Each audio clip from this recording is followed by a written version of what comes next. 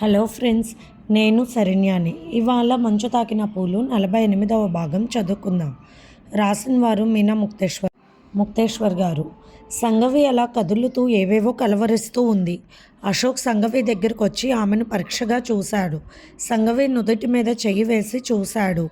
జీవన్, మీరు అలా చెయ్యకుండా ఉండాల్సింది. ఎందుకు అలా చేశారంటూ ముద్దగా మాట్లాడుతూ కలవరిస్తుంది సంగవి. సంగవి వేసుకున్న వైట్ పంజాబీ డ్రెస్ పైకి ఆమె మెడలోని మంగళసూత్రాలు వచ్చి కనపడుతున్నాయి. అశోక్ అక్కడున్న బ్లాంకెట్ తీసి ఆమెకు కప్పాడు.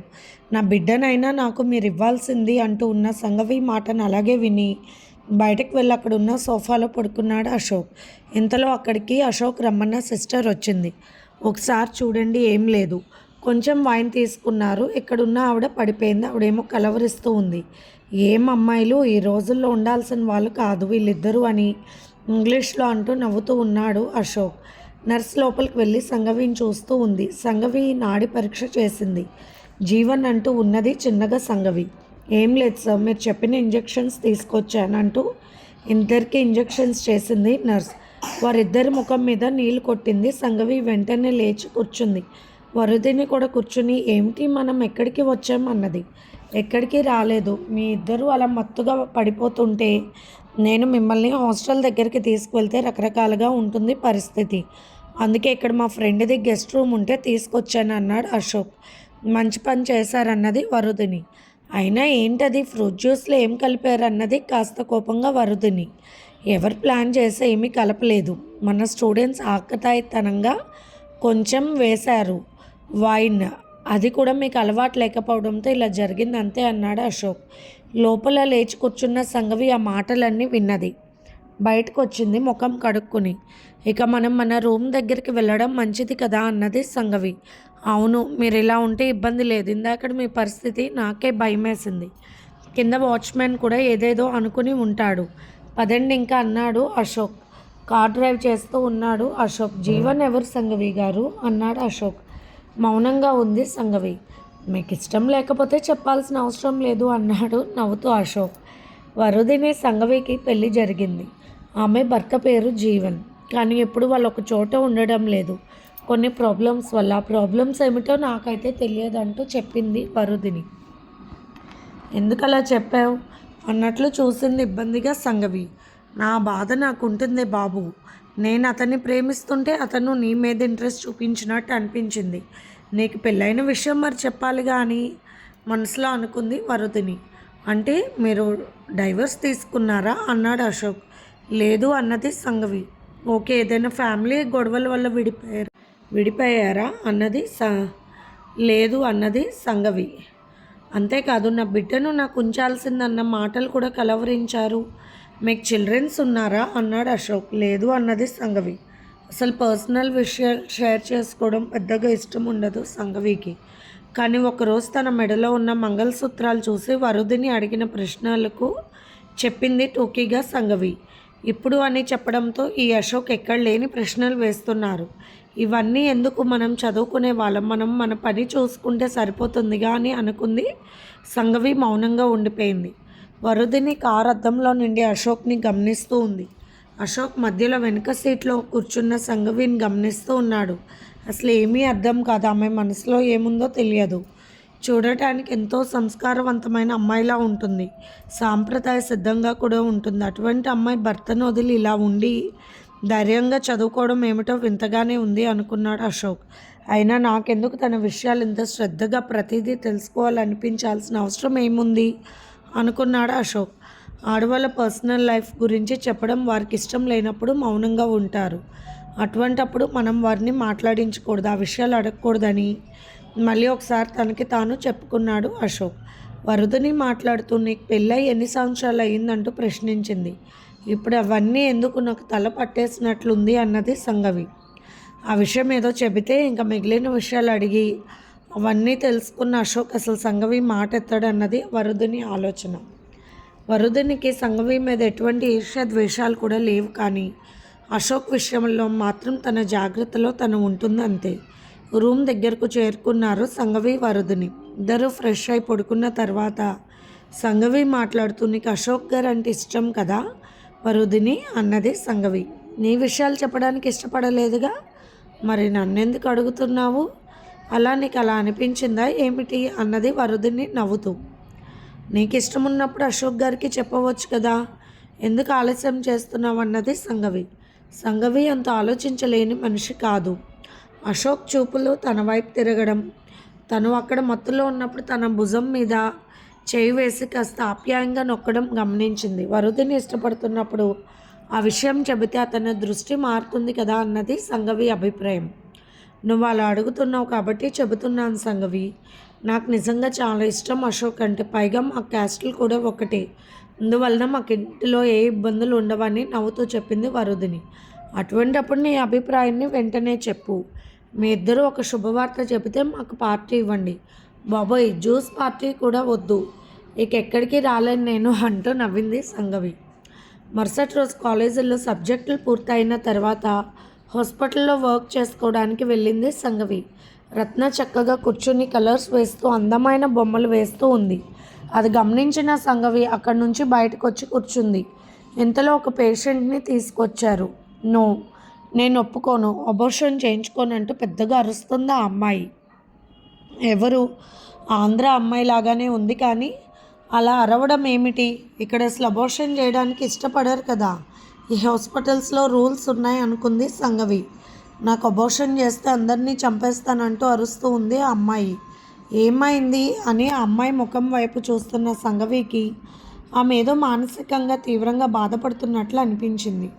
డాక్టర్ మార్గరెట్ ఆమెను చెకప్ చేస్తూ ఉంది. ఆమెకు హెల్ప్గా వెళ్ళింది సంగవి. ప్రతి కేసు వివరాలు తెలుసుకోవాలని, వారిని ఎలా ట్రీట్ చేస్తున్నారో తెలుసుకోవాలని డాక్టర్ గారి పక్కన నర్సుగా ఉండడానికి చురుగ్గా వెళ్తుంది సంగవి. డాక్టర్ మార్గరెట్ ఆమెను పరీక్ష చేస్తుంటే పెద్దగా అరుస్తున్న ఆమెను సిస్టర్స్ వచ్చి గట్టిగా పట్టుకున్నారు. సంగవి పేషెంట్ తల దగ్గర చేయి వేసి ఆమెను కంట్రోల్ చేస్తుంది. మీకేం జరగలేదు, మీకు అలాంటిది ఏమీ చేయరంటూ చెబుతుంది. అలాగే చూస్తూ ఆ అమ్మాయి లేదు, అబోర్షన్ చేసేస్తున్నారు, నీకేం తెలుసు అంటూ పెద్దగా అరిచింది. కానీ ఆ అమ్మాయి ఉన్న సిచ్యువేషన్ మొత్తం గమనించిన సంగవికి ఆ అమ్మాయికి అబోర్షన్ అయిపోయినట్లు తెలిసింది. విపరీతంగా బ్లీడింగ్ అవుతుందని ఆ అమ్మాయికి చిన్న ట్రీట్మెంట్ చేస్తున్నారు. చేసిన ఇంజెక్షన్ వల్ల ఆమె మత్తులోకి జారిపోయింది. సంగవి డాక్టర్ మార్గరెట్ వైపు చూస్తూ ఆమె ఏం చెప్తారని చూస్తూ ఉంది. తర్వాత మార్గరెట్ వాళ్ళ పెద్దవాళ్ళతో మాట్లాడుతూ ఉన్నారు. సంగవి అక్కడే కూర్చుని చూస్తూ ఉంది. డాక్టర్ సంగవి వాళ్ళు చెప్పేవి నోట్ చేసుకోండి అని పిలిచారు మార్గరెట్. పేషెంట్ పేరు, వయసు అన్నీ కూడా నోట్ చేసింది. బ్లీడింగ్ ఎక్కువైపోవడంతో ముందుగా ట్రీట్మెంట్కి తీసుకొచ్చారు. పైగా ఆమె కండిషన్ అస్సలు బాగోకపోవడంతో అటువంటి కేసుల్లో మార్గరెట్ గారు కొన్ని పద్ధతులను తప్పించి ముందు వైద్యం చేయాలి అంటారు. అలాగే ఆమె పాటిస్తారు. ఆ అమ్మాయి భర్తను పిలిపించారు డాక్టర్ గారు. మార్గరెట్ గారు అడిగారు, ఎన్నిసార్లు అబోర్షన్ అయింది ఆమెకు అని. ఇది 4వ సారి డాక్టర్, అందుకే తను ఇలా జరిగినప్పుడల్లా ఈ విధంగా చాలా తీవ్రంగా చేస్తుంది. ఇద్దరు మనుషులను కూడా పట్టుకోలేకపోతున్నాం మేడం అంటూ వివరంగా చెప్పాడు ఇంగ్లీష్లో అతను.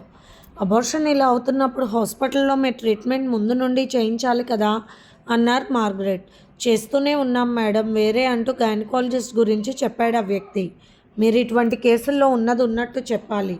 ఏదైనా దాచినా కూడా ఆమె ఆరోగ్యం దెబ్బతింటుంది, ఆమెకు ఏమైనా జరిగే అవకాశం ఉంటుంది.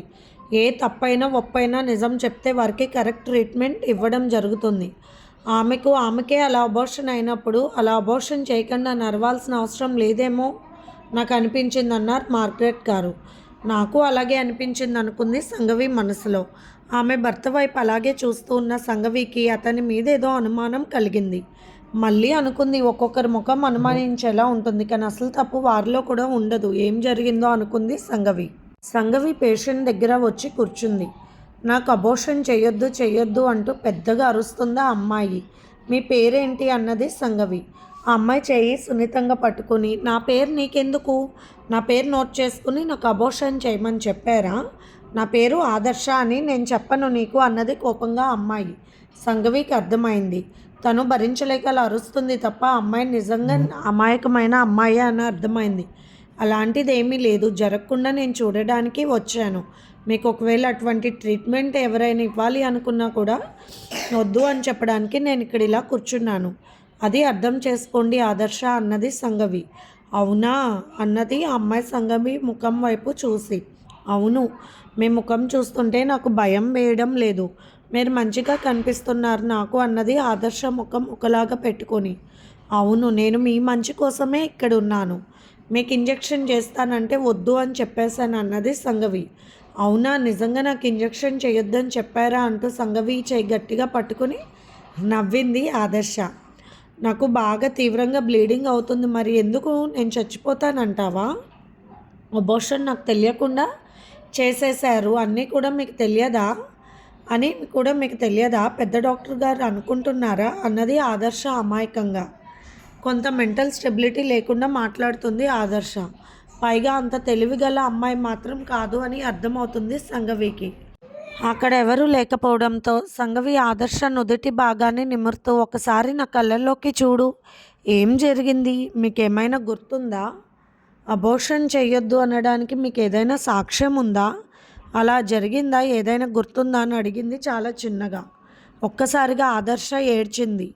అలా చెప్పినప్పుడు నన్ను చంపేస్తారు. ఇండియాలో ఉన్న మా అమ్మ వాళ్ళకు నేను చచ్చిపోయానని చెబుతారు. నేను బతికున్నా కానీ అప్పుడు మా నాన్నగారికి గుండెపోటు వస్తుంది, చచ్చిపోతారు. మా నాన్నగారు లేనిదే మా అమ్మ కూడా చచ్చిపోతుందంటూ అమాయకంగా చెప్పి ఏడుస్తూ ఉన్నది ఆదర్శ. అలా చెప్పారని నేను చెబితేనే కదా ఎవరికైనా తెలిసేది, అలా నేను చెప్పను కదా. సరే, నాకు చెప్తారా, తలుపులు వేసి రానా అన్నది సంగవి. అమ్మో వద్దు, తలుపులు వేస్తే నన్ను ఏమైనా చేస్తారన్నది ఆదర్శ.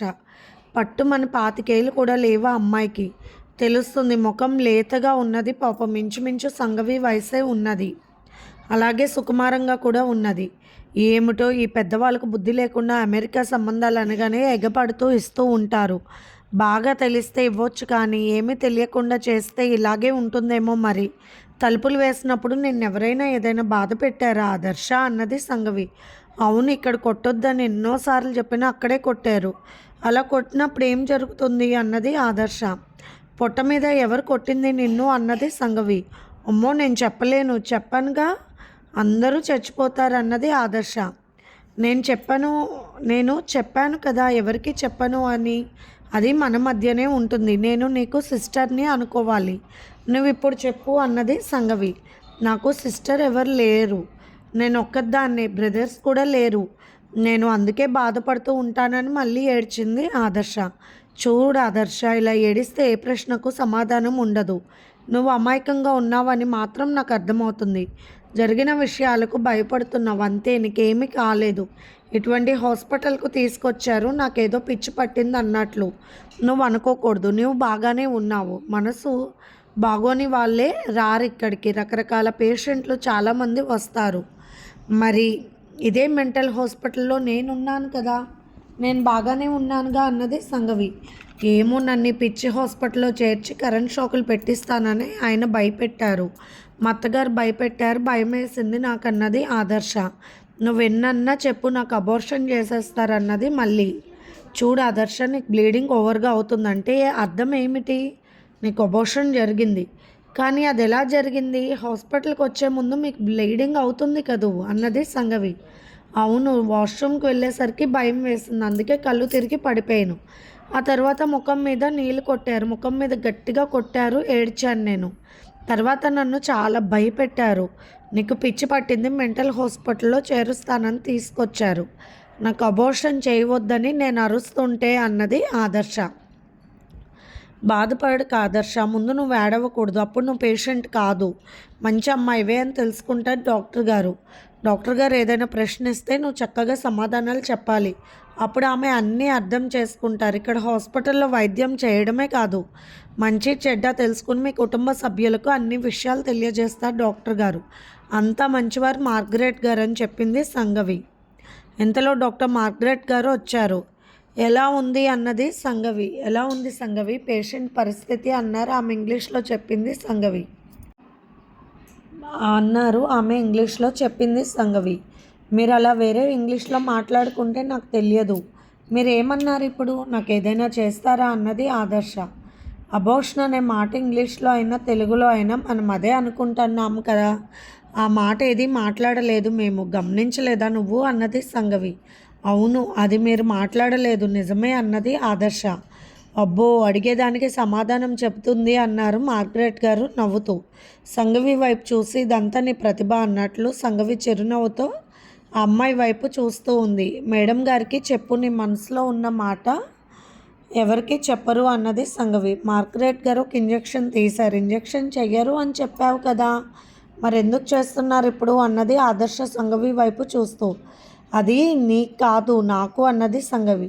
ఒకసారి నీ చెయ్యి ఇటివ్వు అంటూ వేరే వైపుకు వెళ్ళి ఆదర్శ చెయ్యి తీసుకుని, బ్లడ్ చాలా తక్కువగా కనిపిస్తుంది ఇప్పుడు నీకంటూ ఆదర్శ చేయి పట్టుకుని అలా చూస్తూ, ఇదేంటి వేలికి ఇక్కడ పుట్టుమచ్చ ఉంది నీకు అన్నది సంఘవి. లేదు, నాకు ఏ పుట్టుమచ్చ లేదే అన్నది ఆశ్చర్యంగా ఆదర్శ.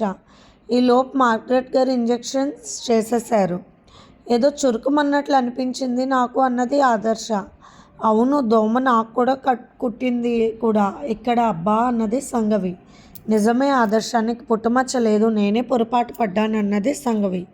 మరి అదేగా నేను చెప్పానుగా, నువ్వు వినలేదు అన్నది.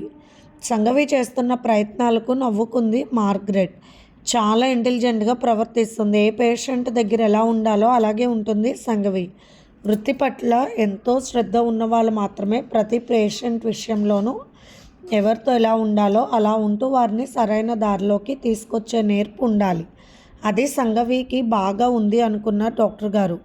ఇంతలో వరుదిని వచ్చింది. అసలు ఆ పేషెంట్ నా మాట వినడం లేదు డాక్టర్ అంటూ చెప్పింది. ఏమైంది అన్నారు మార్గరెట్.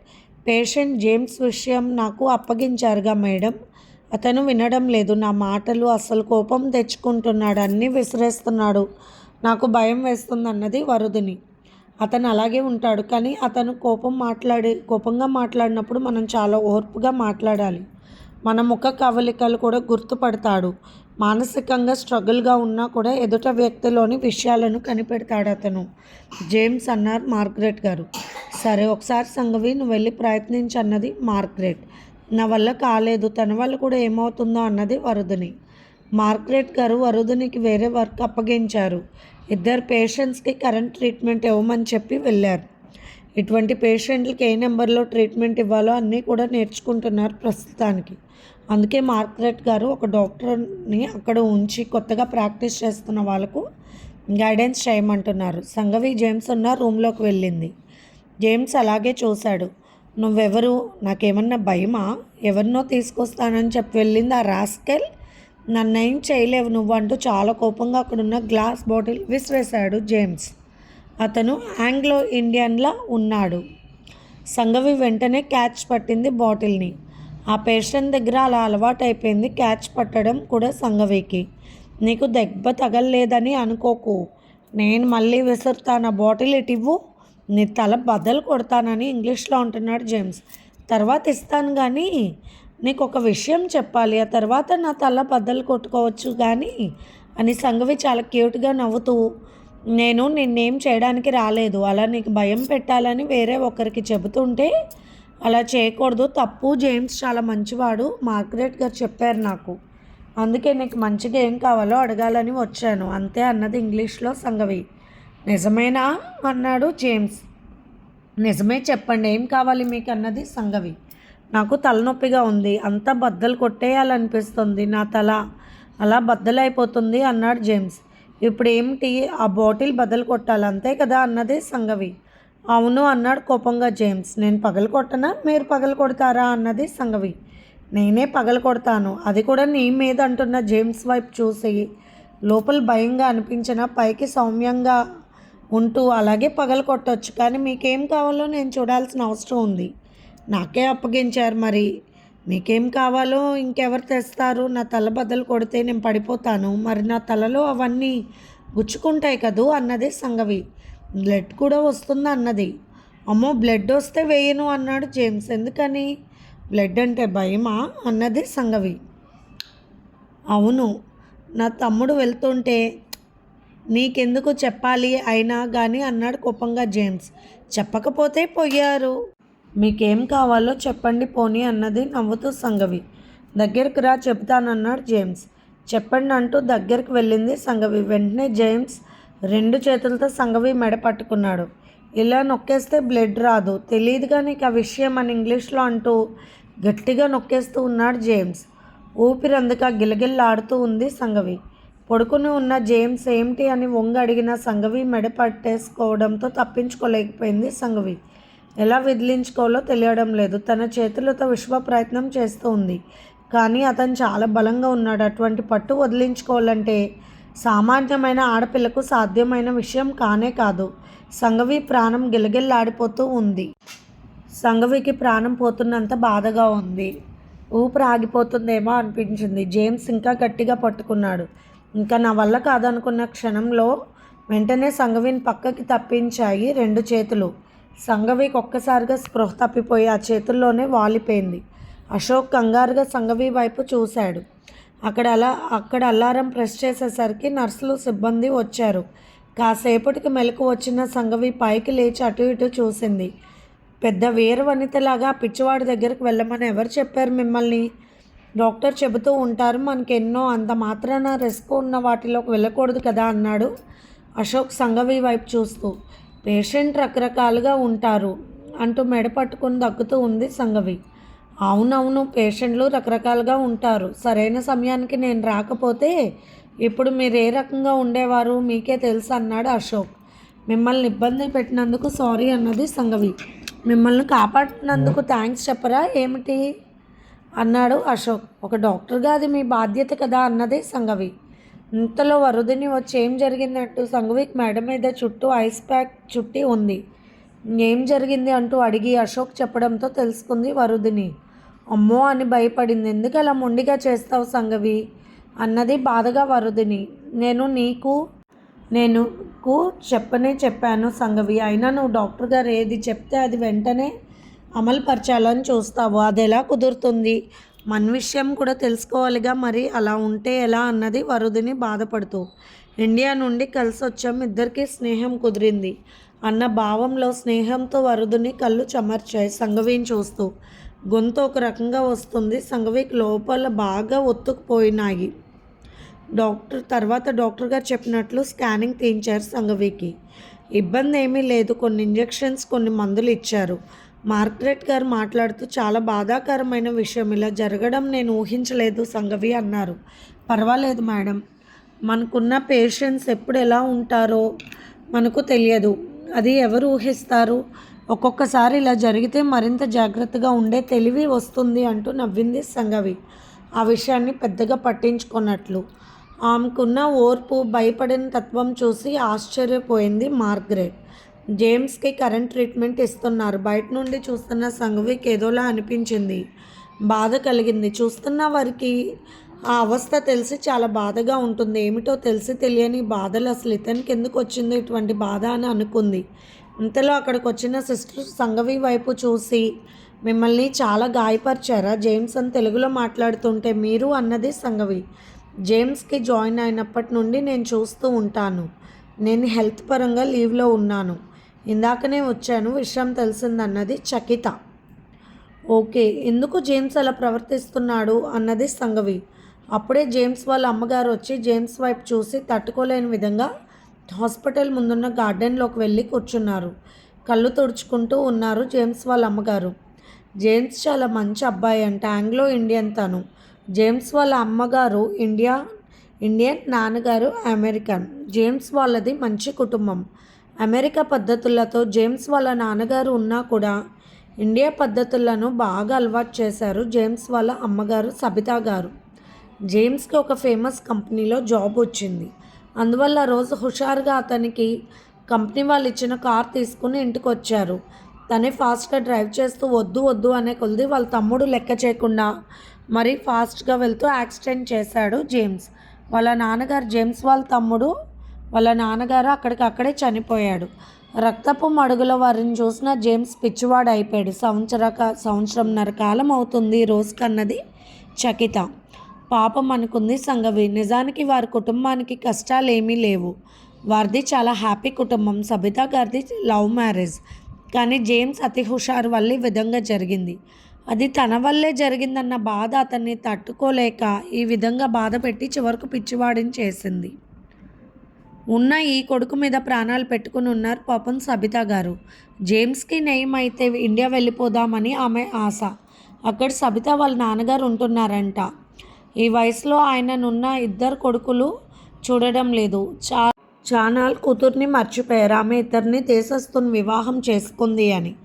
ఇప్పుడే అక్కడ వాళ్ళ నాన్నగారికి కూడా ఎవ్వరూ లేకపోవడంతో ఈ మధ్యనే సబితా గారు ఫోన్ చేసి బాధపడడంతో ఆయన కూడా బాధపడి ఇక్కడికి వచ్చేయండి అమ్మ, అందరూ కలిసి ఉందామంటూ ధైర్యం చెప్పారంట. అందుకే బిడ్డకు ఆరోగ్యం బాగుపడితే ఇండియా వెళ్ళిపోదామని ఎదురు చూస్తున్నారు సబితా గారు అని చెప్పింది చకిత. అవును, మీరు ఇండియా నుండి వచ్చారా అన్నది సంఘవి. అవును, నేను అనాథనే.